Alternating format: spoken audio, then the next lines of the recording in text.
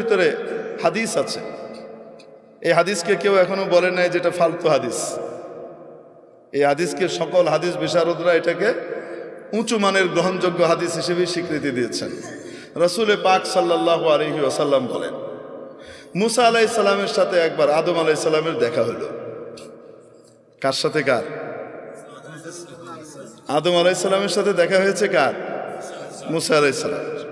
তো মুসা আলাইহিস সালাম আদম আলাইহিস সালামকে বলছেন, আব্বাজান, আল্লাহ তাআলা এত কিছু জান্নাতে আপনাদেরকে দিয়ে রাখলো, শুধু একটা গাছ এটার কাছে যেতে না করলো, এটা না খাইলে হতো না? কেন? আপনি খাইছেন বলে তো আমরা দুনিয়াতে আইতেছি। আপনি দুনিয়াতে আসছেন, আমরা দুনিয়াতে আসছি।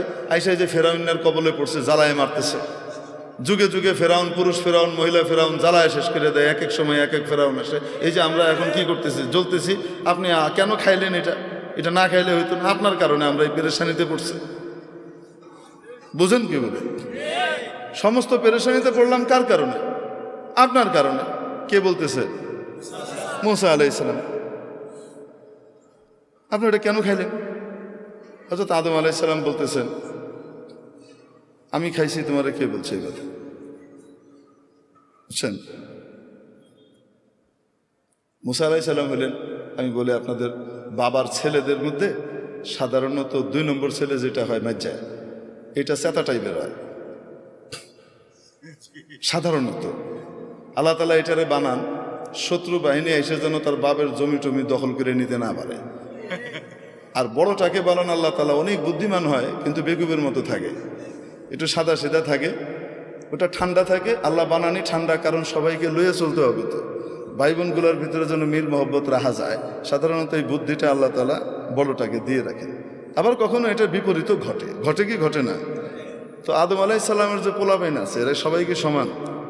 হ্যাঁ, সমস্ত নবীরাই আদম আলাইহিস সালামের আওলাদ। কিন্তু আদম আলাইহিস সালামের আওলাদের ভিতরে মুসা আলাইহিস সালাম হলেন মাইজা পোলার মতো, কাউরে ছেড়ে দেন। খোদ রসুল সাল্লাল্লাহু আলাইহি সাল্লাম যখন মেরাজে যান, সহিহ মুসলিমের হাদিস, যখন রসুল সাল্লাল্লাহু আলাইহি সাল্লাম কোথায় যান? মেরাজে যান। জিবরাইল আলাইহিস সালাম এক এক জায়গায় নিয়ে যাচ্ছেন। আপনারা বিরক্ত হচ্ছেন? আচ্ছা, নিয়ে যাচ্ছেন, এক এক আসমানে যান, এক এক নবীর সাথে দেখা হয় এবং মুসা আলাইহিস সালাম পরিচয় করিয়ে দেন। প্রথম আসমানে দেখা হয়েছে হযরত আদম আলাইহিস সালামের সাথে। রাসূলুল্লাহ সাল্লাল্লাহু আলাইহি সাল্লামকে পরিচয় করিয়ে দিচ্ছেন জিবরাইল আলাইহিস সালাম, হাদা আবুকা আদম, ইনি আপনার আব্বা আদম আলাইহিস সালাম, ফাসাল্লিম আলাইহি, ওনাকে সালাম দেন। এটা প্রোটোকল। তো হযরত আদম আলাইহিস সালামকে কি করতেছে? সালাম দিয়েছেন রাসূল সাল্লাল্লাহু আলাইহি সাল্লাম। আদম আলাইহিস সালাম উঠে দাঁড়িয়েছেন, সন্তানকে সম্ভাষণ জানিয়েছেন, মারহাবাম বিন নবিয়্যিস সালেহ ওয়াল ইবনিস সালেহ, ও আমার প্রিয় সন্তান, ও প্রিয় নবী, শুভেচ্ছা, স্বাগতম। দ্বিতীয় আসমানে গেলেন, ওখানে আরেক নবীর সাথে সাক্ষাৎ। তো বলছেন, আপনি সালাম দেন, আপনার ভাই অমুক। উনি সালাম দিলেন, উনি বলেন, মারহাবাম বিন নবিয়্যিস সালেহ ওয়াল আখিস সালেহ, ও আমার প্রিয় ভাই, ও আমার সম্মানিত নবী, আপনাকে শুভেচ্ছা, স্বাগতম। এইভাবে যেতে যেতে হযরত মুসা আলাইহিস সালামের সাথে দেখা 6 নম্বর আসমানে। কয় নম্বর আসমানে? 6 নম্বর আসমানে। তো বলছেন সালাম দেন।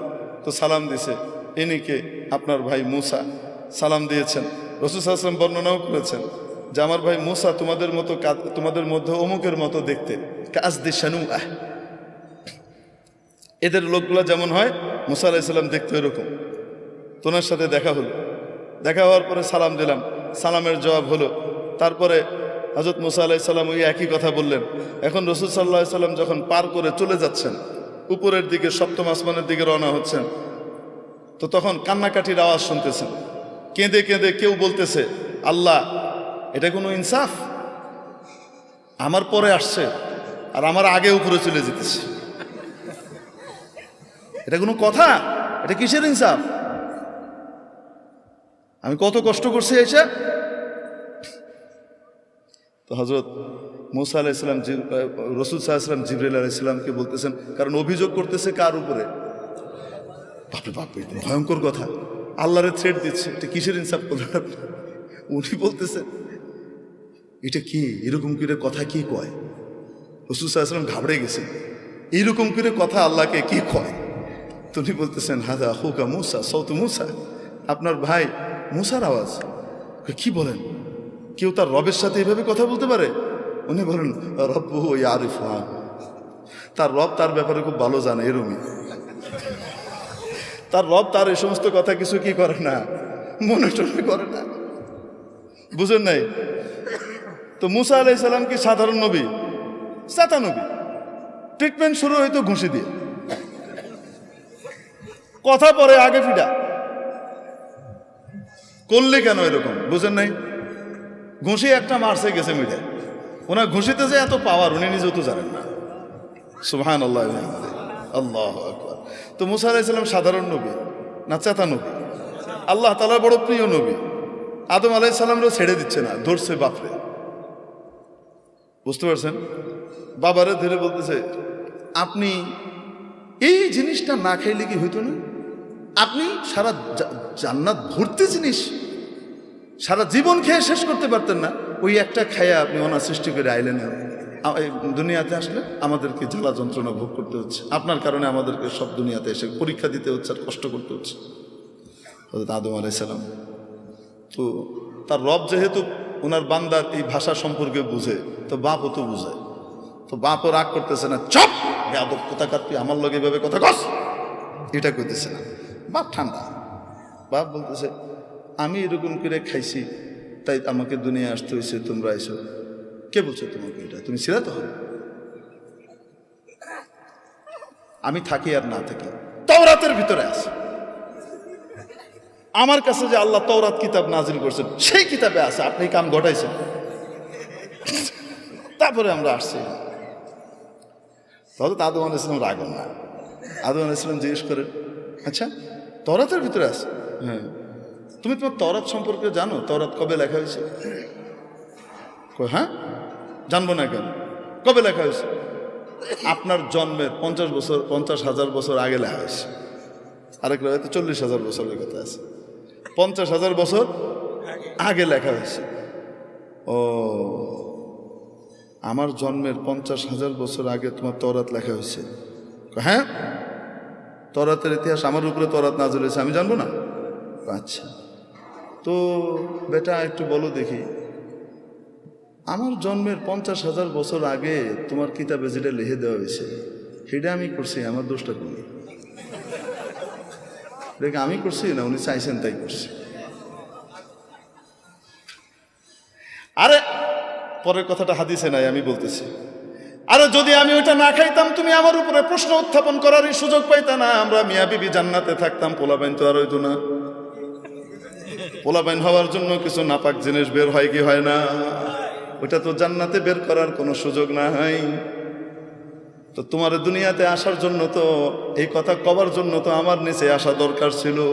তোমার তো শুকরিয়া আদায় করা উচিত যে আমি ওইটা খাইছি তাই তুমি জান্নাতের মুখ দেহ নবী হইছ। এটা উনি আমি ভাবার তো বললাম, কিন্তু আদম আলাইহিস সালাম বলছেন যেটা আমার জন্মের এত 1000 বছর আগে তোমার কিতাবে লিখে দেওয়া হয়েছে সেটার জন্য কি আমি দায়ী? আদম মুসা আলাইহিস সালাম চুপ মেরে গেছেন।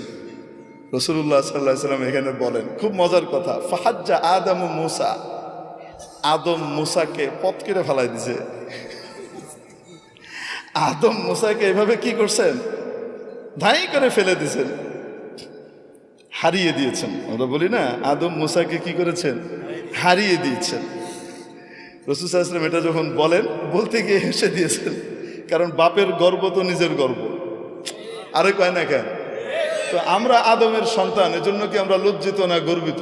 তো এই যে হযরত আদম আলাইহিস সালামের সাথে এই মূসার কথোপকথন, আলাইহিস সালামের কথোপকথন কোথায় হয়েছে, এই হলো প্রশ্ন। বুঝাতে পারি নাই? মুহাদ্দিসিনে কেরাম এখানে ঘাটাঘাটি করছেন যে এই দুইজনের সাক্ষাৎটা কোথায় ঘটেছিল। অনেকগুলো মত আছে। এক হলো রূহ জগতে ঘটেছিল, আরেক হলো এখান থেকে যাওয়ার পরে এল্লিনে ঘটেছে, দুইজনের ওখানে দেখা হয়েছে, তখন হয়েছে।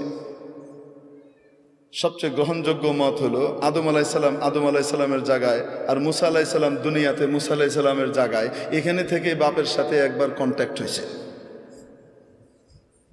বাবার সাথে কি হয়েছে? কথাবার্তা হয়েছে। কিভাবে হয়েছে? কে করছেন? এটাকে বলে হেদায়েতে লুৎফিয়া, টেস্টি হেদায়েত। এই হেদায়েতের ভিতরে স্পেশাল স্বাদ আল্লাহ দান করেন। 7 নম্বর মানা হলো হেদায়েতে রিদওয়ানিয়া, সন্তুষ্টির ঘোষণা দেওয়া। হেদায়েত মানে হলো সন্তুষ্ট হয়ে গেলাম এই ঘোষণা দেওয়া। সূরা মুহাম্মাদের মধ্যে আছে ওয়াল্লাযীনা কুতিলু ফি সাবিলিল্লাহ